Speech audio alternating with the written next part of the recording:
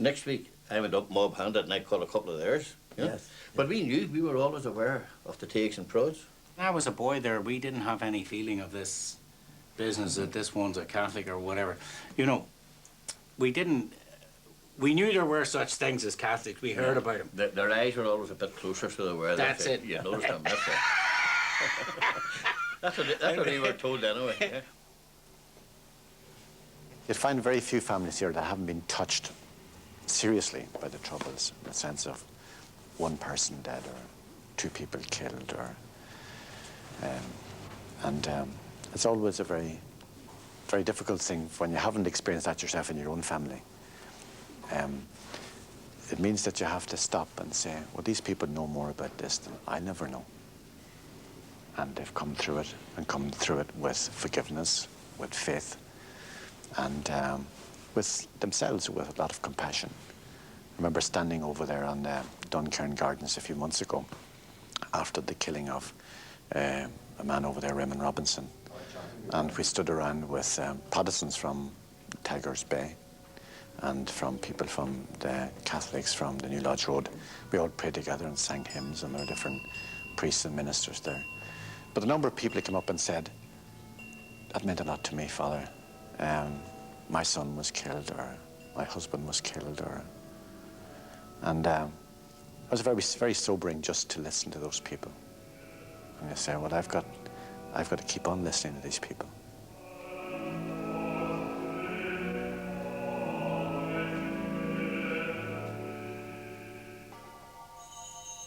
Dillon felt anger rise within him.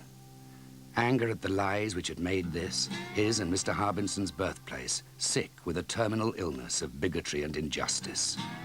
Lies told over the years to poor Protestant working people about the Catholics.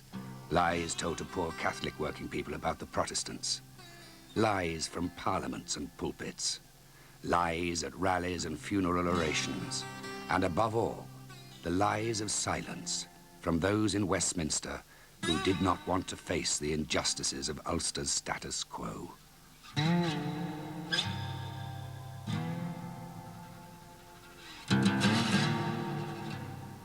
You have used your experience and background in Belfast in your novels. Your latest one, Lies of Silence. What was the Belfast connection there? How did you physically use Belfast? Well, I used the Belfast I knew, and I had a very important thing I thought I did was that when the protagonist is driving with a bomb in his car from the Somerton Road to Queen's University, where he's around the area of Queen's, where he's got to place this bomb, I had him drive down the Antrim Road, round Carlisle Circus, down Clifton Street, across Donegal Street. In fact, he drove through St. Patrick's Parish because that was vivid in my memory. He drove into the roundabout at Carlisle Circus. In its centre was a stone plinth which had once supported the statue of a Protestant divine, a statue like many of the city's monuments, toppled in the war and never replaced.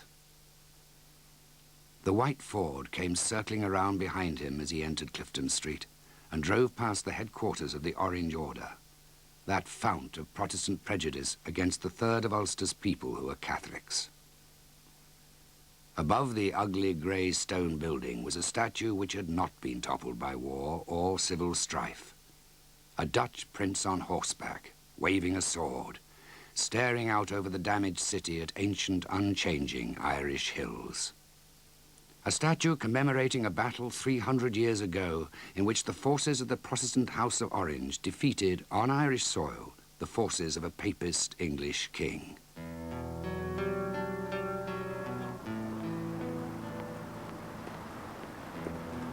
I was baptised and confirmed in St. Barnabas Church on Duncairn Gardens. The present rector is the Reverend Heatley. I revisited the church and spoke to him and to the neighbouring Presbyterian minister, the Reverend Patton Taylor, about their own problems and about cross-community links.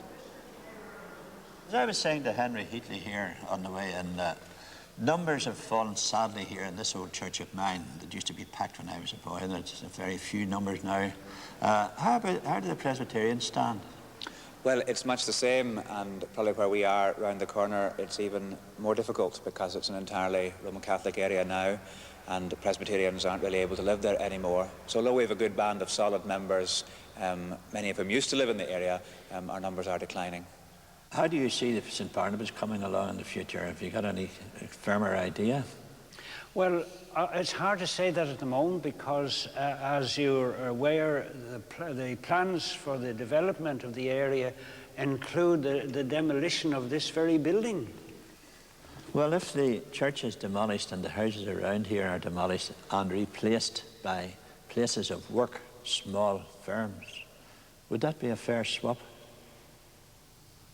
No, I don't think it would be, because many of the people who are domiciled here at the moment want to remain here, and some who have left would come back if suitable housing were available. This is an inner city area, yeah. And there's, even over there, there's still quite a need for more housing and more modern housing. I'm not fully acquainted with all the logistics of the situation over there.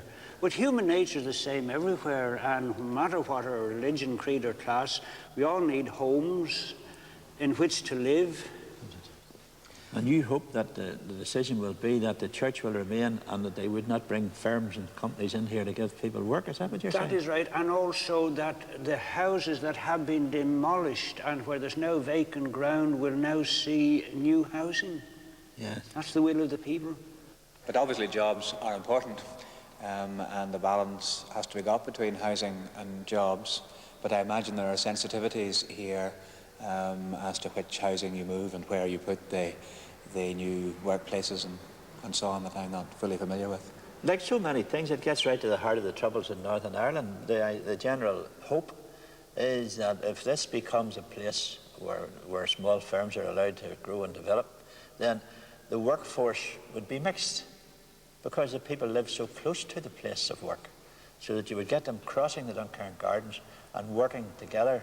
On the other hand, the people themselves are a bit worried about whether this would work out or not. Well, after the years of troubles, those apprehensions and fears are very understandable.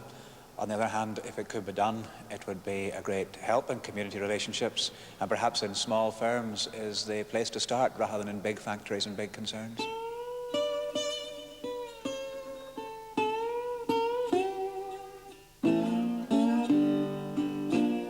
The whole threat to our very existence seemed to be embodied in St. Patrick's, and indeed the whole Catholic Church. I haven't thought that way for long years now, but at one time it dominated our lives. It even affected my love life. I used to live in Hillman Street, and when I was 16, I used to walk back and forward to work on Howard Street in the centre of town. I used to hate that job. To put it out of my mind, I would whistle pipe tunes to myself, for I was a piper in Castleton Band. I would swagger along, pretending to be the drum major with his tall Busby hat and his silver-mounted staff. In my imagination, Castleton Pipe Band was marching through the town centre in triumph, having just won the All-Ireland Championship.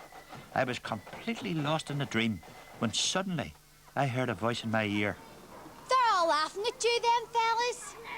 Sure enough, a whole crowd of Catholics were laughing, and I had been swinging and strutting along. What's your name? It's Sam, I said. They call me Sam. You call everybody Sam where you come from. Well, says I know what your name is. What is it then? It's Teresa, I said. Everybody where you live is called Teresa. No, it's not. What is it then? Bernadette. And with that she walked off, and as the church bell rang she crossed herself. Do you know, I felt very sad, and for long enough after I looked out for Bernadette, but I never saw her again. So she never knew that I liked her.